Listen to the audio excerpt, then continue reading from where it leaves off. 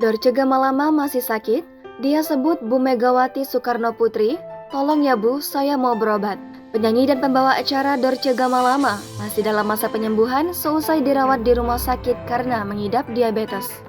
Kondisi Dorce Gamalama saat ini sangat memprihatinkan. Sudah banyak biaya dikeluarkannya untuk mengobati penyakitnya.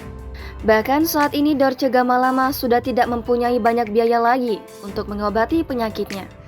Lantaran tak banyak biaya lagi untuk membiayai kehidupannya, Dorce Gamalama membuat sebuah video permintaannya kepada Megawati Soekarno Putri. Dikutip dari kanal YouTube Onnet FM pada Senin 17 Januari 2022. Terlihat Dorce Gamalama terbaring lemah.